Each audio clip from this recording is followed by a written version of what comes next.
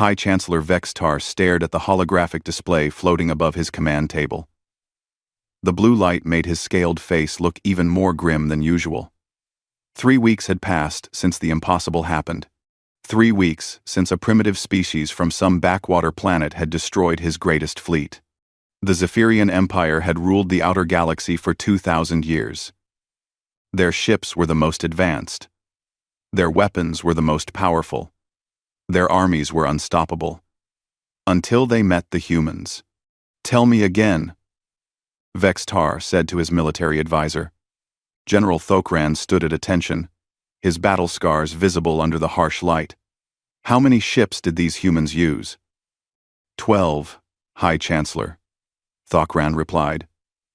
His voice was steady, but his eyes showed confusion. "Our fleet had 800 vessels. The humans had 12. Vextar closed his eyes. 800 ships. The pride of the Zephyrian military. Ships that had conquered 43 star systems.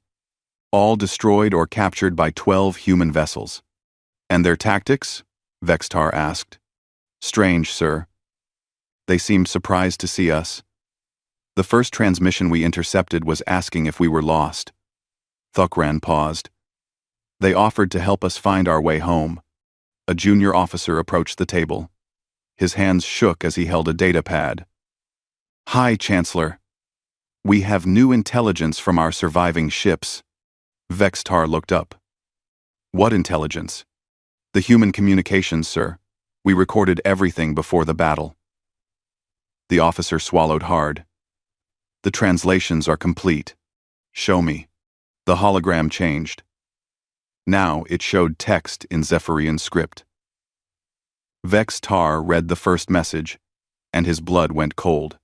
"Patrol Group 7 to home base. We found some ships out here. They look angry. Should we call the real Navy?" 7. Patrol Group 7.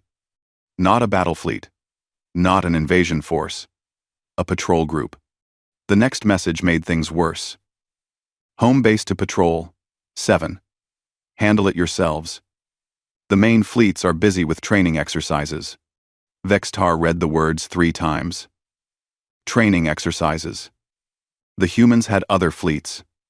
Bigger fleets. And they were busy with training.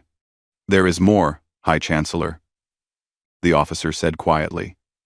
"After the battle, the human commander sent this message to his superiors."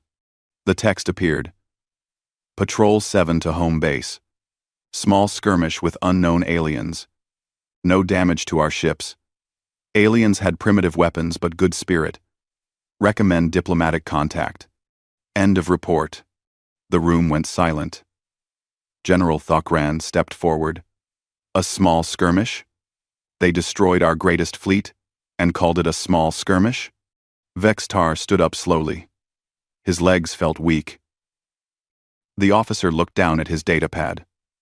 The human admiral asked permission to return to patrol duties. He was told to wait for the cleanup crew. "Cleanup crew?" "Yes, sir. Apparently, humans send special ships to collect battle debris. They said it was bad for space traffic." Another officer burst into the room. "High Chancellor! Urgent report from our spy networks." Vextar turned. "What now?" "Human ship movements, sir. Our scouts have detected massive activity in their space." The new officer was breathing hard. "We count over 2,000 ships in just one star system." 2,000? General Thokran stepped forward. "Are you certain?" "Yes, sir. And that is just what we can see. Our scouts report at least 12 major shipyards. Each one is building hundreds of vessels."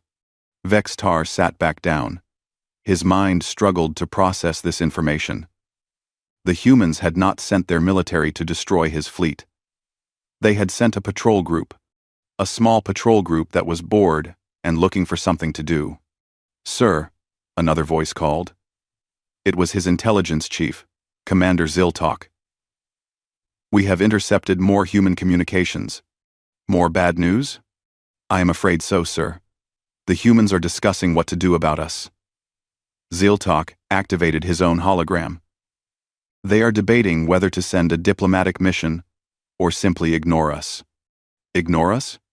Yes, sir, one human official said, and I quote, "They seem harmless enough. Maybe they learned their lesson." Idea. Vex's Tar looked around the room. His most trusted advisors all wore the same expression of shock and fear. The Zephyrian Empire, terror of the outer galaxy, was considered harmless by these humans. What about their military strength? He asked weakly. Commander Ziltok checked his notes. Our best estimates suggest they have over 50,000 combat vessels. But sir, these numbers may be low. Why? Because they keep building more. Every day, our scouts report new ships leaving their shipyards, and they all seem to be more advanced than the ones that defeated us. General Thokran cleared his throat. High Chancellor, there is something else. Our analysis of the battle shows that the humans were holding back. Holding back? How? Their weapons, sir. Each human ship could have destroyed our entire fleet alone. But they used minimum force. They disabled our ships instead of destroying them. They were trying not to hurt us too badly. Vextar put his head in his hands. The mighty Zephyrian Empire had attacked what they thought was a weak species. Instead, they had picked a fight with beings who could have wiped them out, but chose mercy instead.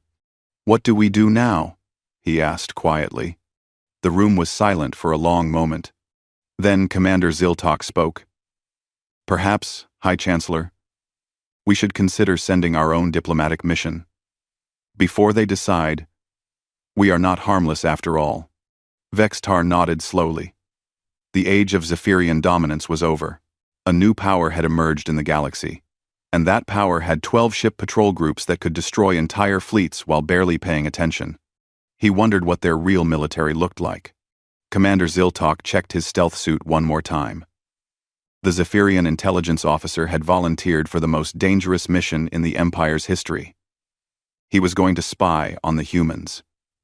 Remember, he told his team through the comm system, we need to know their true military strength. Find their bases, count their ships, learn their weaknesses. Sub-Commander Kesra nodded nervously. What if they catch us?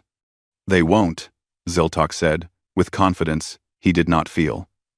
Our stealth technology is the best in the galaxy. These humans are powerful, but they are still primitive. Their scout ship slipped into human space without being detected. At least, Ziltok hoped they were not detected. With humans, it was hard to be sure of anything. The first human system they entered looked peaceful. Too peaceful. Space was filled with traffic. Cargo ships moved between planets like insects around flowers. Mining vessels harvested asteroids. Everything looked normal and civilian. Where are the military ships? Kesra asked. Ziltok studied his scanners. I see some patrol craft. Nothing major. Maybe their fleet is based deeper in their space. They followed the shipping lanes toward what looked like a major planet. The traffic grew heavier. Then, Ziltok saw something that made his heart stop. Those are not cargo ships, he whispered. What he had thought were civilian vessels were actually warships. Huge warships. Each one was larger than a Zephyrian battlecruiser, and they were everywhere. Hundreds of them, moving casually through space like they owned it. Sir, Kesra pointed at his screen. Are those weapons? Ziltok looked closer. The cargo containers on the ships were actually missile launchers. Each ship carried enough firepower to level a planet, and the humans were using them to haul space garbage. New orders, Ziltok said quietly. We need to find their actual military bases. They spent 2 days searching. Every system they entered was the same. Massive ships everywhere, all pretending to be civilian vessels. The humans had turned their entire civilization into a war machine. On the 3rd day, they found something worse. Commander, Kesra called urgently, you need to see this. Ziltok looked at the scanner display and felt sick. Ahead of them was a human military exercise. 50 ships were practicing combat maneuvers around a small moon. Finally, Ziltok said. Real military vessels. Let us observe and learn. They watched the exercise begin. The human ships moved with perfect coordination. Their weapons fired with impossible accuracy. But that was not the worst part. The worst part was what the humans were saying. Blue team, your shooting is sloppy today, came a casual voice over the comm. Try to hit something this time. Sorry, Commander Park. Another voice replied with a laugh. These new weapons are too powerful. Hard to dial them down for practice. Ziltok stared at his translator. The humans were complaining that their practice weapons were too strong. They were deliberately weakening their guns for training. How much are they holding back? He whispered. The answer came quickly. One human ship missed its target and hit an asteroid instead. The rocks simply vanished. Not exploded. Vanished.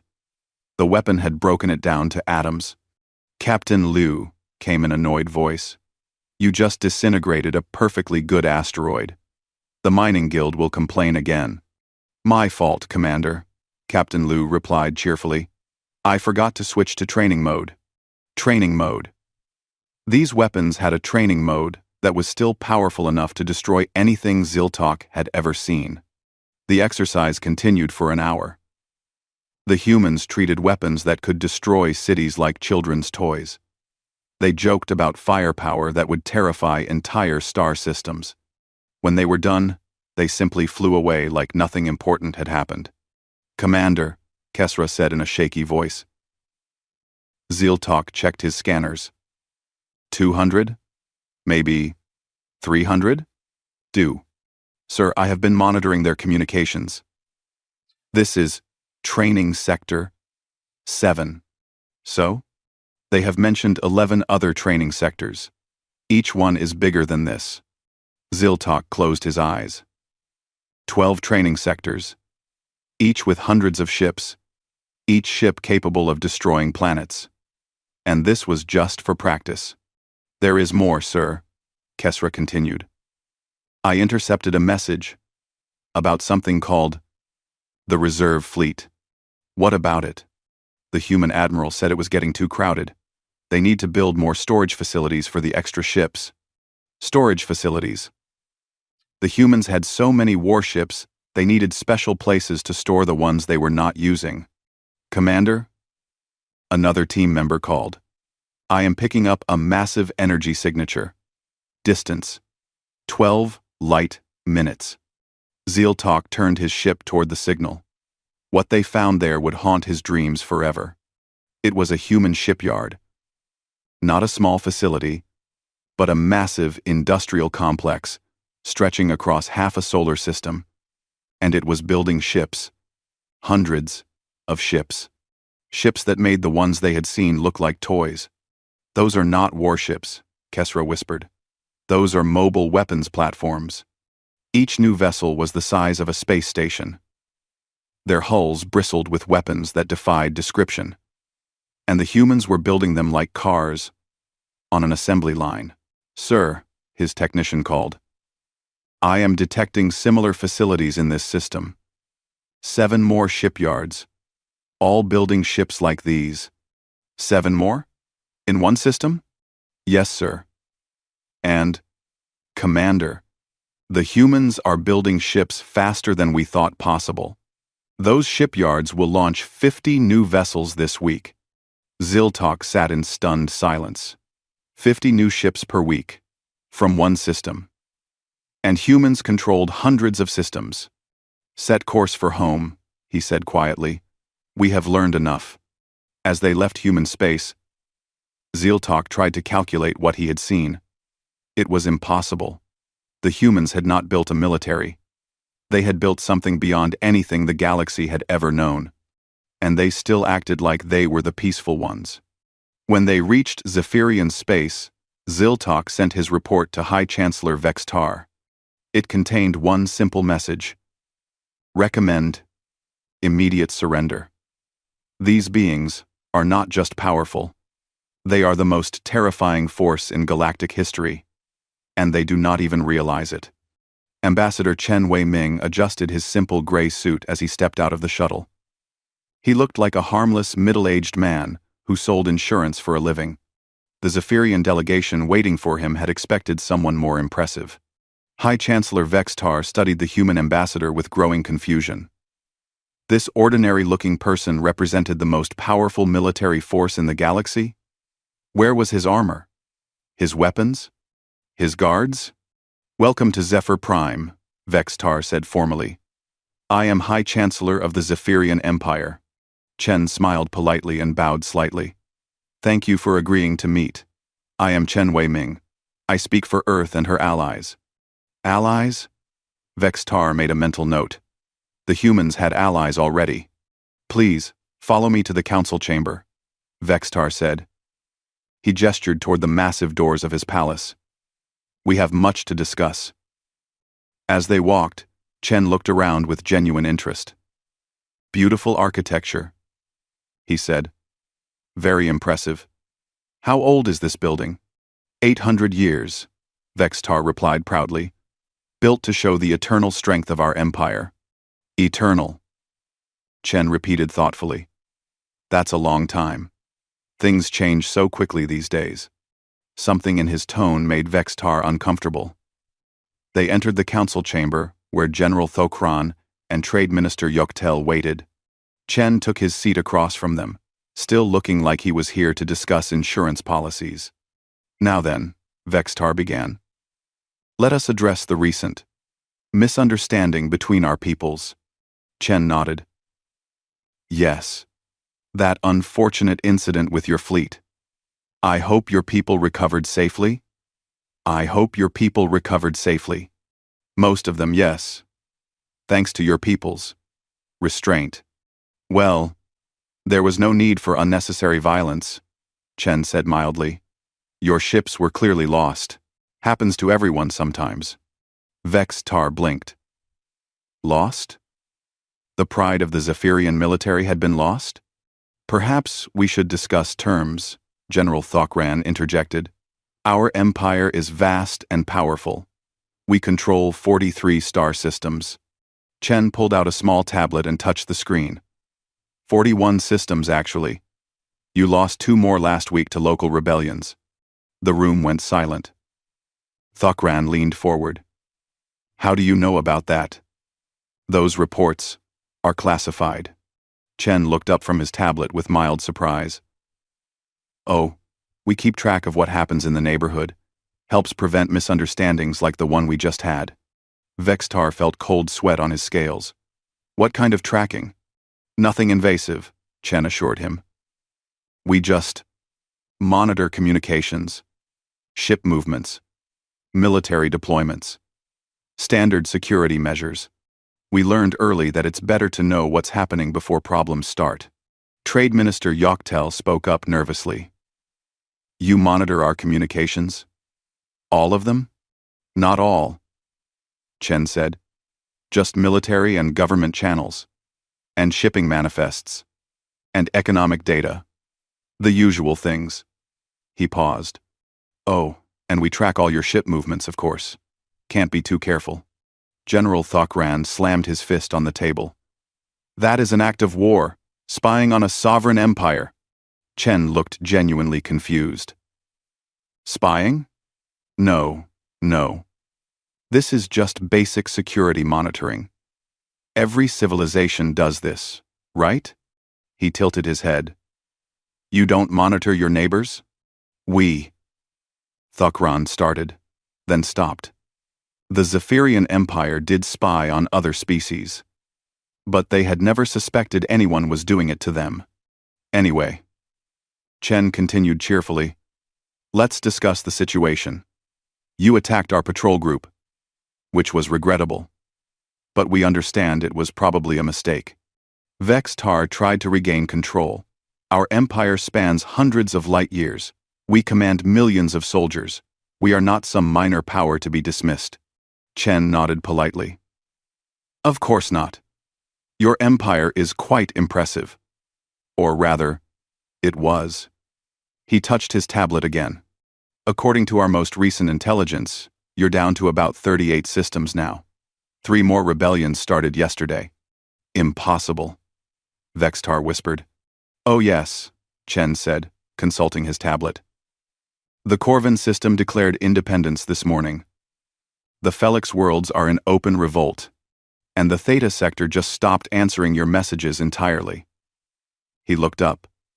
We should probably discuss terms quickly before you lose any more territory. General Thokran stood up angrily. You are behind these rebellions. You are destroying our empire. Chen looked shocked. Us? No. We would never interfere in internal politics. These are your people, choosing freedom. We, just, keep track of when it happens. Trade Minister Yoktel leaned forward desperately. What do you want? What are your terms? Chen set down his tablet and became serious for the first time. We want peace. Complete withdrawal from human space. No more attacks on anyone. And reparations for the inconvenience you caused our patrol group. Reparations? Vextar laughed bitterly. We are the ones who lost 800 ships. Yes, but our people had to clean up the debris, Chen explained patiently. Do you know how expensive it is to clear 800 wrecked ships from a shipping lane? The paperwork alone took weeks. Vextar stared at him. The humans wanted payment for cleaning up the ships they had destroyed. And if we refuse? Thokran asked. Chen sighed sadly. Well, then we would have to take more direct action. Admiral Kim is waiting outside with a small escort. Perhaps you would like to meet her? Well. Through the great windows of the council chamber, Vextar could see 3 human ships hanging in space above his capital city. 3 ships. Just like the patrol group that had destroyed his fleet. Small escort? He asked weakly. Oh yes. Just Admiral Kim's personal guard. She insisted on coming, even though I told her this was a diplomatic meeting. Chen smiled. She's very protective of our negotiating teams. General Thokran checked his battle computers. What he saw made his blood freeze.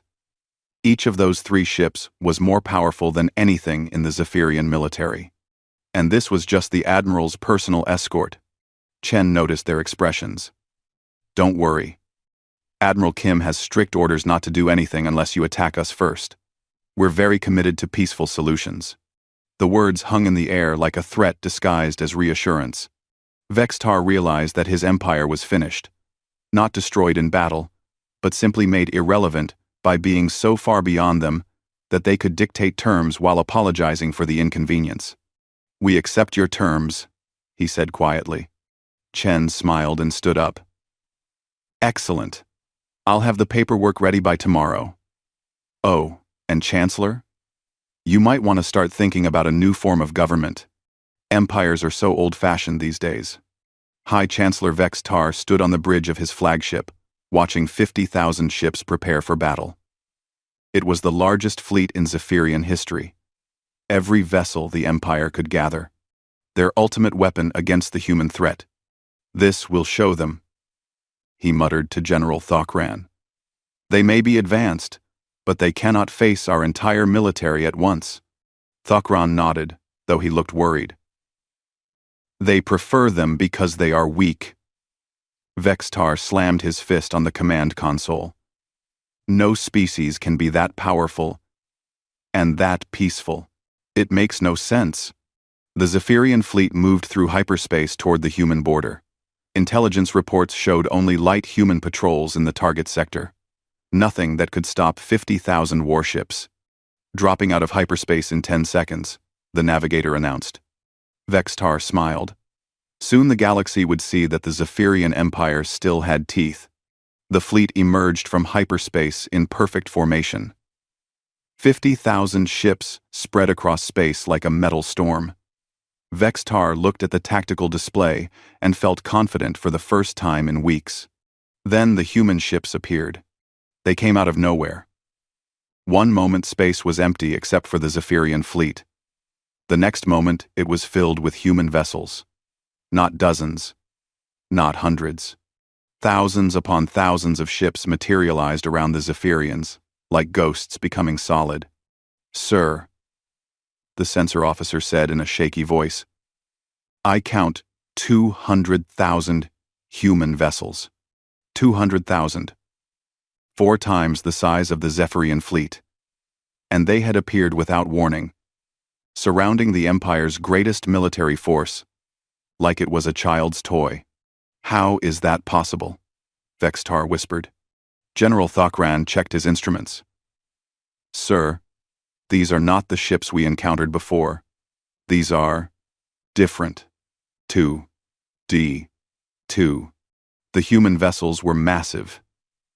Each one was twice the size of a Zephyrian battleship. Their hulls were sleek and black, covered with weapon systems that defied identification. They moved with perfect coordination, like a single organism with 200,000 parts.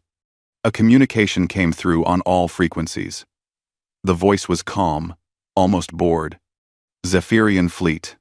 This is Fleet Admiral Park Jin-woo of Sector Defense Force Delta. You are trespassing in protected space. Please power down your weapons and prepare to be escorted home." Vex's Tar grabbed the communicator. "We are the Zephyrian Empire. We do not take orders from anyone." There was a pause. Then Admiral Park replied, "I see. Well, that's unfortunate. Stand by." The human fleet began to move. Not attacking, just positioning themselves. Each movement was precise and calculated. Within minutes, every Zephyrian ship was targeted by at least 4 human vessels. "Sir," the weapons officer called out, "their targeting systems have locked onto us. All of us. Simultaneously." Vex Tar stared at the tactical display. Every ship in his fleet was caught in multiple targeting beams. The coordination required for such an action was impossible. No fleet could move that precisely.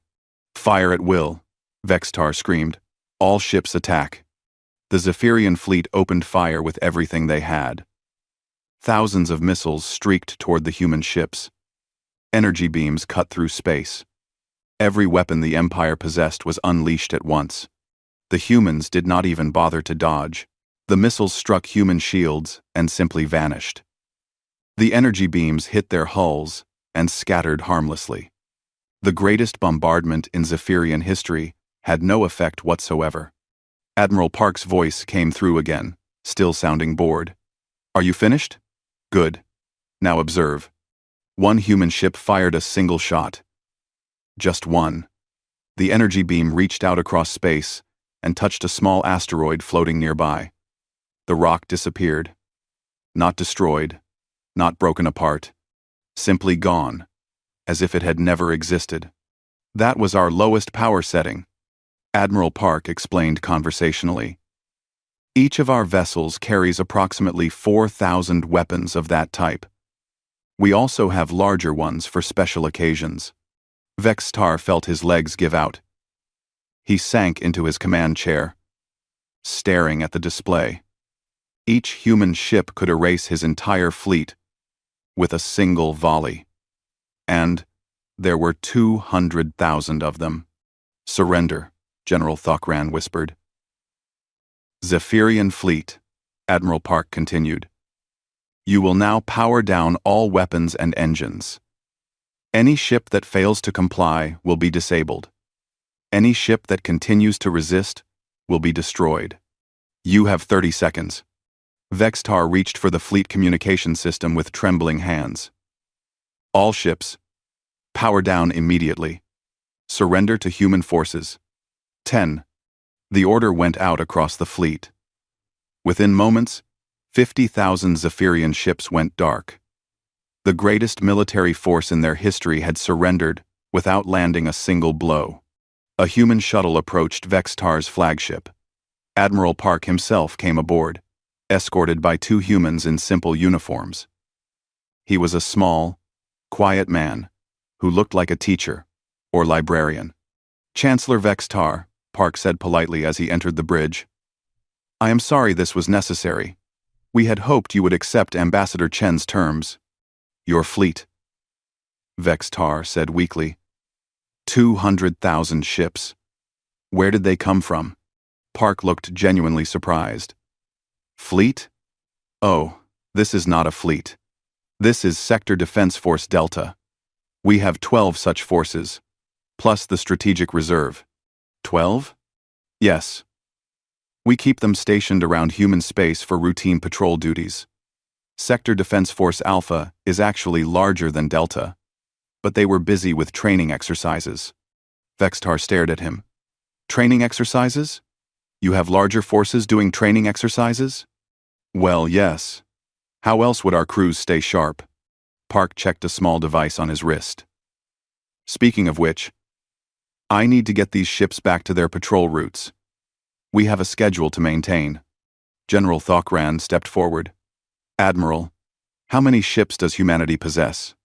Park thought for a moment. Active vessels? Perhaps 2 million. But we are always building more. Space is dangerous, and we like to be prepared. 2 million ships. The number was beyond comprehension. The Zephyrian Empire had struggled to build 50,000 vessels over centuries. The humans had built 2 million and were still adding more. Why? Vextar asked. Why do you need so many ships? Park looked confused by the question. Why? For defense, of course. There are dangerous things out there. Aggressive species. Natural disasters. Rogue planets.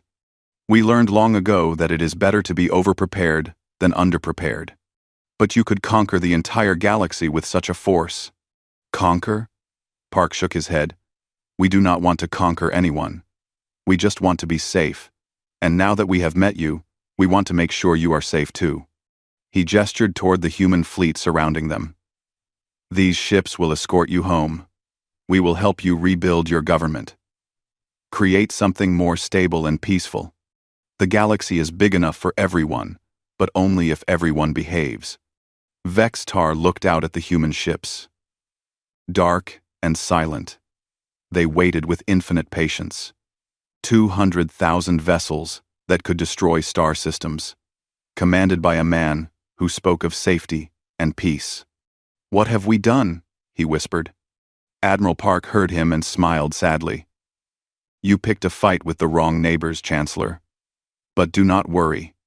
We are very good at helping people recover from their mistakes. 6 months later, former High Chancellor Vextar stood in what had once been his throne room. Now it was a simple office where he worked as the elected leader of the Zephyrian Republic. The change still felt strange, but he was learning to accept it. A gentle knock came at his door.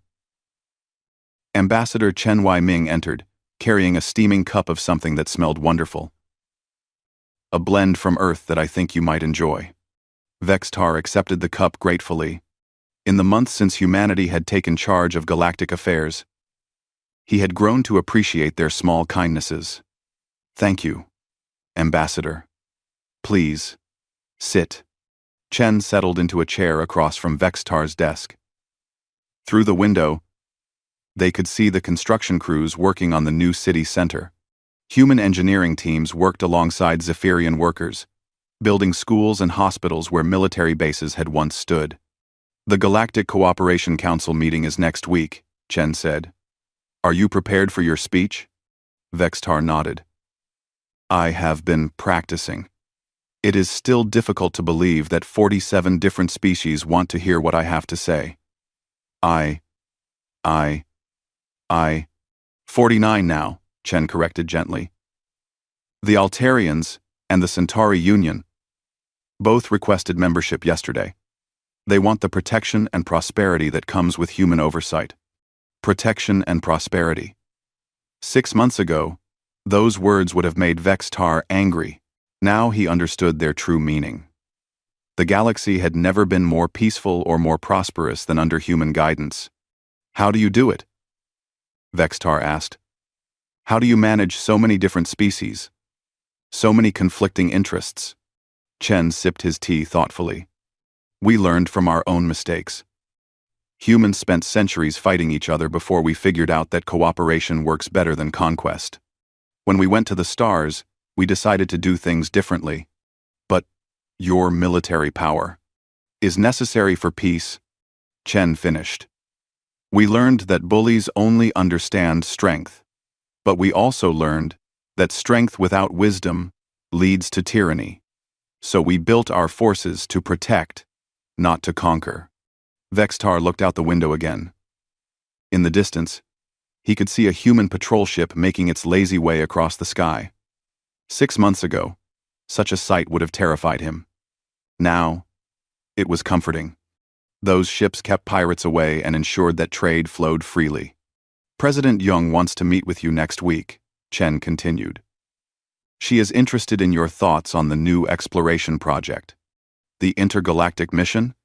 Yes. Humanity is planning to send ships beyond our galaxy. We want to make sure we leave things here in good hands before we go. Vextar nearly dropped his teacup. You are leaving? 2. Vextar. 2. Chen smiled at his reaction. Not leaving entirely.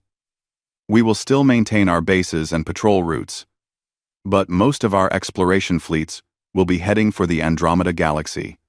There are signals coming from there that suggest intelligent life. More species to meet, Vextar said. More potential friends, Chen corrected. Or potential problems. Either way, we prefer to meet them on our terms, rather than wait for them to come here. A communication device chimed on Vextar's desk. He touched the screen and saw Admiral Kim Sujin's face appear. She was calling from her flagship somewhere in deep space. Good morning, Admiral, Vextar said politely. Over the months, he had developed great respect for the human military leader. Good morning, President Vextar. I wanted to update you on the pirate situation in the Outer Rim. We have cleared out the last of the raiders. Your shipping lanes are now completely secure. Thank you, Admiral. My people are grateful for your protection. Kim smiled. No protection needed anymore. We have trained your new defense force well. They can handle local security from now on. It was true. The humans had spent months teaching Zephyrian forces how to maintain peace without oppression. The lessons had been difficult for a military raised on conquest, but the results spoke for themselves. Any word from the exploration fleets? Chen asked Admiral Kim. They launched this morning. 2,000 ships heading for Andromeda. Captain Liu Mingho is leading the advanced scouts. Kim paused. He is excited about the possibility of making new friends. Vextar shook his head in wonder. 2,000 ships. More firepower than most galactic empires could dream of. And the humans were using it to make friends with strangers in another galaxy. After Admiral Kim ended the call, Vextar turned to Chen. What if you find hostile species in Andromeda? What if they are like we were? Tuar. I wasn't. Tuar. Chen's expression grew serious. Then we will try diplomacy first. Just like we did with you. But if they refuse to listen, he shrugged. We have learned that peace sometimes requires strength. And if they are more advanced than you? Chen laughed. Then we will learn from them. One of humanity's greatest strengths is our ability to adapt. If we meet someone smarter or stronger than us, we will figure out how to work with them. Chen laughed. It was of humanity's greatest strength. The office door opened, and President Jungmin Seo herself walked in. Vextar started to stand, but she waved him back down. Please, stay seated. I wanted to speak with you personally before the council meeting. Jung settled into another chair and accepted a cup of tea from Chen. What can I do for you, President Jung? Vextar asked. I want to offer you something, Jung said. A chance to help explore Andromeda. Vextar blinked. Me? Your people. The Zephyrian Republic has proven itself to be reliable and peaceful. We would like to include some of your ships in the exploration fleet. But we do not have the technology. We will share it, Jung said simply. Along with training and support, your people know what it is like to meet humans for the first time. That experience could be valuable when we encounter new species. Vextar felt tears forming in his eyes. 6 months ago, humanity had been his enemy. Now they were offering to make his people partners in the greatest adventure in galactic history. "Why?" he whispered. "After what we did to you, why would you trust us?" President Jung leaned forward. "Because you learned. Because you changed. Because you chose cooperation over conquest." She smiled. "Sengo. The takes in Sunlu." She smiled. "Besides, the galaxy is safer when former enemies become friends." Chen stood up. "I should let you two discuss the details. President Vextar, think about it carefully. This is a chance for your people to help shape the future of 2 galaxies." After Chen left, Jung and Vextar talked for hours. They discussed ships and crews, training programs, and cultural exchanges. By the time their meeting ended, the Zephyrian Republic had become humanity's first full partner in intergalactic exploration. That evening, Vextar stood on his balcony, looking up at the stars. Somewhere out there, human ships were already crossing the void between galaxies. Soon, Zephyrian ships would join them. He thought about the old empire, built on fear and conquest. Then he looked down at his city, where humans and Zephyrians worked together to build something better. The galaxy had a new order now. Not an empire built on strength, but a community built on trust. And at its heart were the humans. The species that had accidentally become the most powerful force in galactic history, simply by trying to be prepared for anything. Tomorrow, Vextar would give his speech to the Galactic Council. He would talk about cooperation and peace, about learning from mistakes and building better futures. But tonight, he simply stood under the stars and marveled at how much the galaxy had changed. The humans had kept their promise. They had brought peace through strength, prosperity through cooperation, and hope through their endless willingness to turn enemies into friends. In the distance, a human patrol ship drifted silently across the sky, keeping watch over a galaxy that finally knew what peace looked like.